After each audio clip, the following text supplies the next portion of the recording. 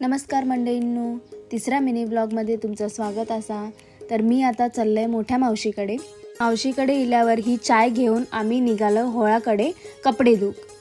आणि ह्या बायाकडे कपड्याचं टॉप दिलंय आणि गावच्या एका काकी बरोबर गजाली करत कपडे धुतले। Welcome to Konkan series 3 with Sneha. त्याच्यानंतर आमचं यो पुष्पा आणि आम्ही निघालो शेतावर चवळी लाव। तर ह्या दादाक पुष्पाक कशाक म्हटलंय ता बघा। ह्या काकी बरोबर वाईज गजानी करूक गेले। आम्ही बांधलो जमाना कशात हिडोकडे काढतो काय ना जायला गेलो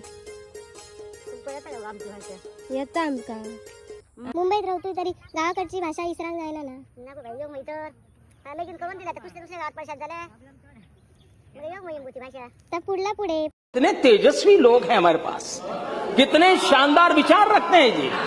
मग आम्ही दादासोबत परत दुसऱ्या एका ठिकाणी गेलो। मी गावाकडेच येऊन कायता व्लॉग काढते कारण मुंबईत टाइम गावनाच नाही। आता म्हणणारी म्हणतली मोठा बिझी, पण खरंच मुंबईत कसो टाइम जाता तो कळणाच नाही। व्लॉग काढूच्या मागे पण माका काय प्रसिद्धी व्हावी म्हणून मी काढणे नाही, कारण काही वर्षानंतर पुढे धावपळीच्या जीवनात हे क्षण हेच यूट्यूबवरचे व्हिडिओ बघून माझा मन भरताला। कोकणात जन्म घेतलाय आणि कोकण जगलंय ह्याचा समाधान गावताला।